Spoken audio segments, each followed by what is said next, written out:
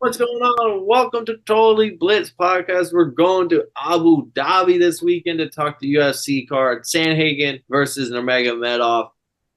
Both the boogeyman, kind of bantamweight. It's going to be a great little card. They got Mackenzie Dern siding. Shawar Magomedov exclusively only fights on Abu Dhabi cards. Chito versus Figueiredo. It's going to be a good-ass little main card going on. But as always, before we jump into it, go down, like, and subscribe. Comment your picks, your bets, your parlays. And I'm Paul, pick a winner, Concha, and I'm joined with. You already know, man. It's your boy Kev, Water Boy's boy, aka the Dom PY. Always the realest on your screen. Your boy Gator Boy, aka Stop Pause and Unboxing from all the boxing episodes in the house today. Yeah, we're wrapping up here. Final episode of the night, boys. We got UFC Abu Dhabi. I mean, I remember when we did the first Abu Dhabi card, how big of a deal it was, and now it's kind of become more normalized. Like, oh, we're in Abu Dhabi this weekend. Facts. Abu Dhabi is always special. I'll never forget UFC 280, my favorite UFC event of all time. What happened? It always has a special place in my heart. What happened? Oh, you know what happened. You know what happened. Oh yeah, it's the Islam versus Charles fight. You disgust me. Good night. That was a good night. I never been so happy. Like man, I never. Hopefully this weekend live up to 280. Abu Dhabi cards typically bang. So hopefully here we go. They love to put on good performance. We gotta open up with the last 3 years been crazy. The queen of the UFC herself in a pick'em. Mackenzie Dern minus 120 versus Lupi Godinez, even money plus 100. I'll pick him as close as it gets. Honestly, I'm going to rock with Mackenzie Dern here. I picked against her in her last few fights, and I've cashed in on those. But I think this is the perfect time to get back into Dern, especially at the pick'em odds. I felt like the odds makers were making her such a big favorite in her fights. It was easy to cash in on the underdog like limos and stuff. But Lupi Godinez isn't a good striker. Neither is Mackenzie Dern. They cancel each other out there.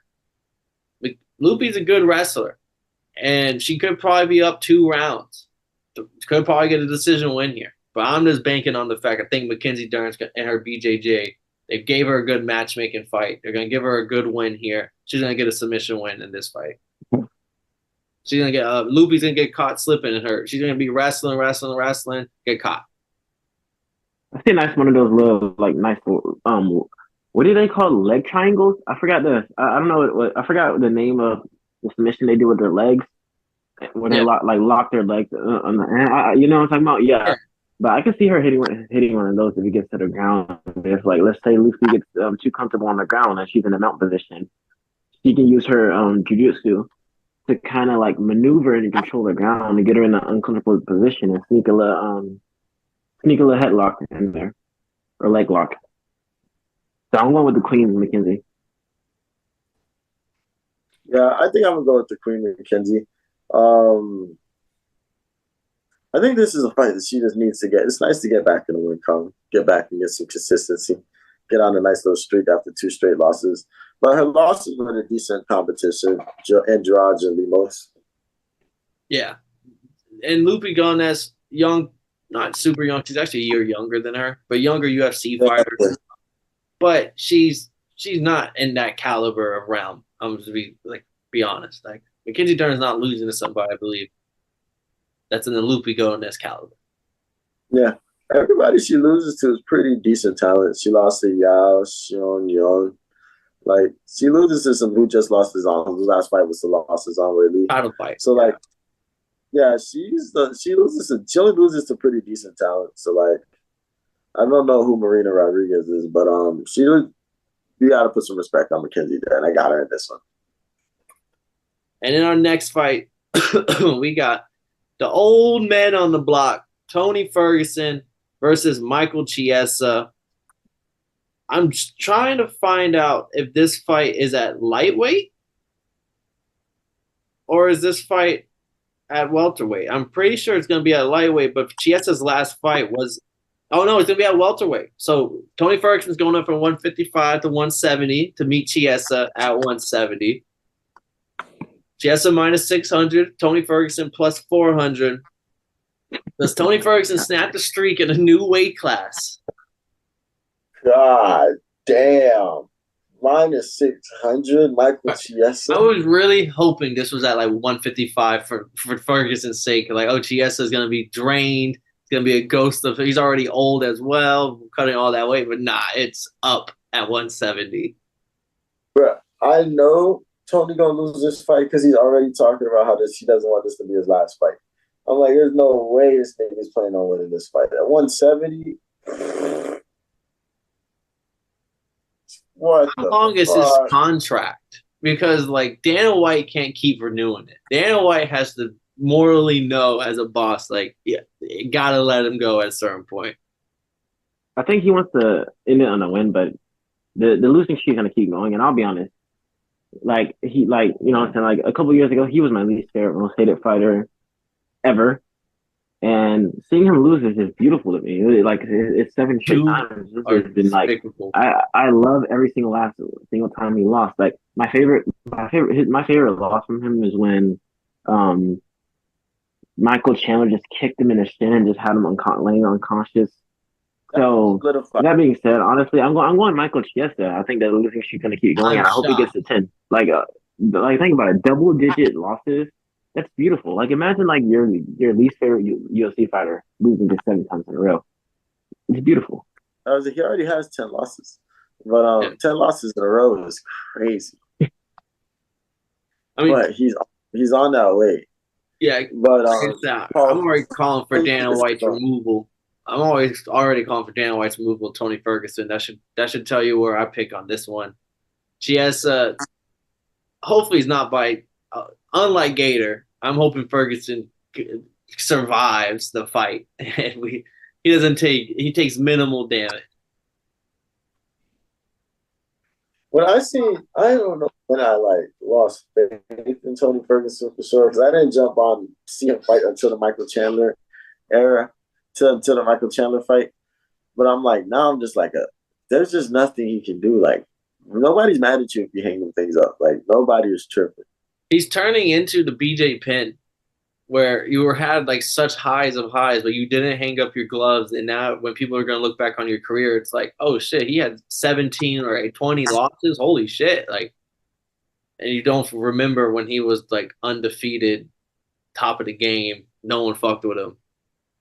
That's the meanness. You just had to be there. Like if you weren't there for it, you just would never. You know that Vince McMahon meme where it's like, he was special. He's like crying. That's what people for Tony Ferguson. Like, how was Tony Ferguson from like 2010 to 2013?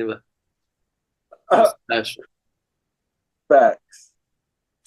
Then our next fight, Pick'ems all around. Marlon Vera plus 125 against Davidson Figueiredo minus 150. Fig coming in as the slight favorite. We know his power translates. We saw that in the fight against who was his name? Cody Garbrandt he submitted, but Rob Font. He was just, I know it was a decision win, but he was putting the mean haymakers on Rob Font. Chito versus Figueiredo. This is honestly like stylistic, like perfect. Like if it's a stand and bang fight, we're here for it. We know Figueiredo's got the BJJ. He just come off a submission to Cody Garbrandt. It could hit the mat, where I do favor Figgy in that situation, but both of these guys got pride, and I feel like this could be a fun slugger type of fight. And both guys are very confident in their stand-up, where they both don't. I don't think neither guy's gonna want to like be the first one to shoot if they don't got to. I want to see how y'all go with this fight, because I know Kev at least knows my stance on Chito. Chito's that guy, bro. You know what I'm saying? Chito's that guy. He's gonna knock him out. You know what I'm saying? Chito's like, look, you know what I'm saying? He was a little rusty. He was injured going into that Sean O'Malley fight, and once he lets his hands go, it's wraps. He's gonna land that perfect head kick. He's gonna hit him with that left hook. And honestly, I don't see it making him past 2 rounds. See, this is why we love Gator. I knew he was gonna say some shit like this. Like I knew you liked Chito, but I didn't know he was gonna be on some other fucking. He's gonna knock him out. I haven't seen Chito knock out anybody. Literally, head kick. You've never seen him knock out anybody? Oh, he did knock out Dominic. Dominic Cruz with the kick. Yeah, he did. He did knock out. I've seen him knock one person. I apologize. But I thought this is going to be a close ass fight, and because it's a 3 round fight, I'm taking Figgy because I think Cheeto's waiting to download data and everything against somebody whose power translated to the next division is not a good idea. But that's his fighting style. He's talking about once he let his hand go, it's not going to be until the 3rd round. And if you're down 2-1, I'm tired of the fucking the myth that Chito downloads data for rounds. It's a fucking lie. He's just too slow. He's not winning the speed exchange, bro. Did he download data against Rob Font? No. He just started. He dropped him early. Kept dropping him. Fucking. He's not downloading data. He's just not going to win the 1st round because he's not that fast. He's hoping to land the power shots. All right. He's hoping to hit something hard enough to drop this guy. Like Figgy's going to win. Figgy by dismantle. I think Figgy is going to stand and bang with him, win the 1st round on the feet, 2nd round take him to the mat, grind him out, and then 3rd round is probably go for the submission and win. I think Figgy probably gets a finish to really put a stamp on this weight class that he's moved into and made his new home comfortably. And when he's done with Chito Vera, it's going to be a new man on the title shot contender name. Yeah, it's gonna be fair. That'll be fine. I think he can start running up his ranks and see him versus Sean O'Malley because that'd be a fight, or him versus Marab. Those would be fun fights. Then we got the one-eyed warrior Shara Magomedov -260 taking on Mikel Olazajic +210. This is a perfect fight for Shara. You want a guy that wants to stand and bang? Mikel Olazajic. Most of his losses, I think 5 out of his 6 UFC losses are all submission losses.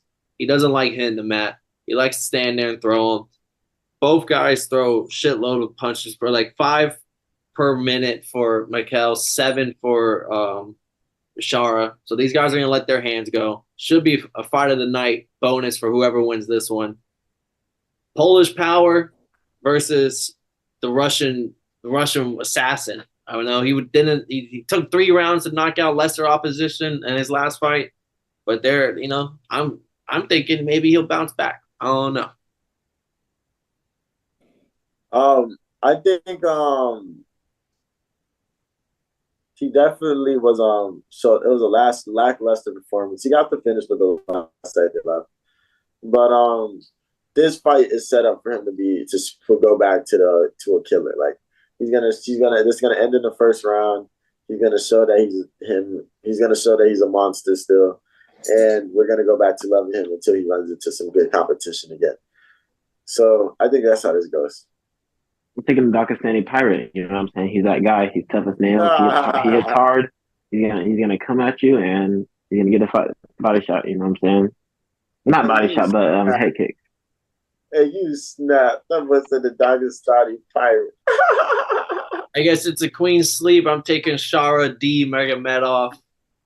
This man's gonna come out there, and this Mikel doesn't have the technique. He got power. That's it. I really think matchmaking knows what they're gonna do. -260 is a little. I think this is a fight where he should be like -450, -500 stylistically. So I'm gonna. This is like a foundation to one of my parlays. Is this his straight up money line? Yeah, I respect it completely. Hopefully he comes in and just puts on a crazy nice performance. And then the main event, Cory Sandhagen taking on Umar Nurmagomedov. Umar Nurmagomedov's coming in at -340 money line. Sandhagen +260 underdog. Pretty big underdog for somebody who, outside of his loss to Peter Yan, and I know he lost split decision TJ Dillashaw. A lot of people still arguing who won that fight. But other than that, Peter Yan lost to Aljo in 30 seconds too. And Aljo lost. I mean, destroyed Rob Font, beat Marlon Vera, Dr. Stoppage and Song Yadong. Kind of wish that fight would have finished. Frankie Edgar, highlight real KO. Marlon Morales, highlight real KO. Like, Cory Sandhagen's kind of fought the best of the best. And for him to come in at plus 260, I think it's kind of crazy. I mean, mad respect to Umar. He is him. This guy, 17-0 is real. Nurmagomedov, real last name. He will have Habib in his corner during this fight. He will be training up his boy. But whoa, that's a big money line for that's. I mean, they're coming in loud and proud. Like, yeah, Umar coming in strong. Oh, he is. He's coming in. You know what I'm saying? Like I told you off the podcast, this dude, I think he's more skilled than Islam, especially when it comes to the ground game and some on the groundwork. How he can just keep constant pressure on his opponents while they're grounded. You know what I'm saying? Like he's always moving around while he's grappling. Like he's tiring you out while you're on the ground. He's not just laying on you. And yeah, and his striking is pretty good too. I'm not sure how Cory Sandhagen defense is, but I can see it. But as soon as he catches it, it's gonna be wrapped. It's either gonna be like a masterclass or he honestly could get him out of there soon via submission. Yeah, this fight was supposed to be the main event for UFC Nashville last year on my birthday. So instead, we got Sandhagen Rob Font, and Sandhagen threw out his shoulder or something in the first round. So he it was a pretty snoozer. It wasn't that great a card all around, but it was a pretty snoozer, and everybody kind of booed him at the when he was doing his his post fight interview. And last year I had Cory Sandhagen because I realized the only way to beat Cory Sandhagen is if you get him out of there immediately. You're not going to beat Cory Sandhagen in a drawn out, grind him out, barn burner. And I thought that's what Umar would have to have done last year. Even though Cory hasn't fought since that fight last year, and Umar hasn't fought since before that, since he got hurt and couldn't get into that fight. I think I'm taking Umar with home field advantage. I got nothing but love and respect for Cory, but I think Umar's going to come in and maul him, get him up out of there immediately. But if he makes this a long, drawn-out, take him to the deep waters fight, then I got Cory Sandhagen. Because you don't want to fight a long fight with Cory. See, this fight, if it was any other prospects, I'm taking Cory Sandhagen. Like, not just Cory Sandhagen, but like any other situation in other weight classes for other prospects. I'm taking the more veteran guy. Like, you're disrespecting the guy who's beating top-tier talent, still in his prime. Honestly, could be fighting for a title if he wanted to. He didn't really need to fight Umar. There's no real push other than Umar can climb and take his step. Like, there is, like, he could sit and maybe get the Marab fight or get the Sean O'Malley fight, but he's going to stay active. That's what Cory Sandhagen is. I'm pretty sure, I could be mistaken, I'm pretty sure when they said, like, hey, do you want to fight Umar? He was like, this is from the Nashville one. He said, yeah, like, bet, like, no hesitation. Okay, cool. And that's just the type of guy he is. That's why I've always fought Cory Sandhagen. So, but it just pains me to pick against him because it is the Nurmagomedov clan. It is, like, we've seen, you can't, like, picking, like, watching what Habib did. Insanity. Now, then we see what fucking Islam did. Insanity. And then now we're watching the next one do the same thing, and we can't pick against them. Like, you know what they're bringing to the table, and that elite Sambo wrestling. If Umar, who has great stand-up, was just a stand and bang with Cory Sandhagen, arguably he could beat him. Probably could get a highlight reel KO. Who knows? But I would edge more Cory Sandhagen in a 5-round fight if you're standing and banging with his full arsenal of, like, his elbows and everything, his clinch work, and it's his veteran craftsmanship of being in these type of fights. But then you add in that fucking Russian Sambo, and it's just that to me is the like, if this was a sports game, that's the cheesiest thing you could do. That would get banned on any fucking pro lobby. That you wouldn't be able to bring that to they would immediately ban that shit. It's illegal for your team to use that. It makes it an unfair advantage. That's what's going on in UFC, bro. Umar, he's gonna grab that wrist, and once he's got that wrist, it's up. It's over for you, bro. They have this crazy strength that just doesn't make sense. Facts. It was no different. They're too tough, and especially when you got Khabib in your ear, screaming in your ear what to do. It's unstoppable. Like, Khabib coached him up. Khabib wasn't even in Belal's corner and had Belal just raw dogging Leon. Like, Khabib is one of the greatest coaches to ever touch the game. Khabib off the Fed charges, bro. This is he's on a different type of time.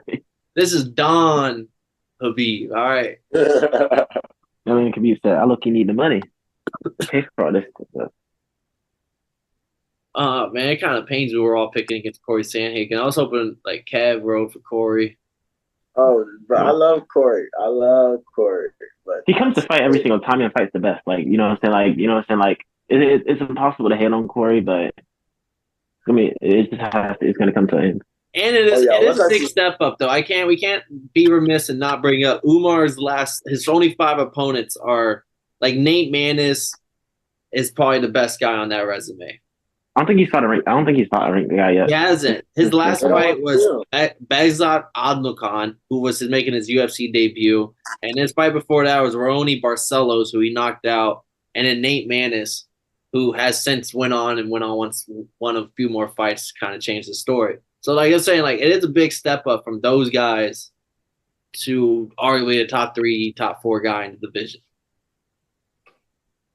Facts.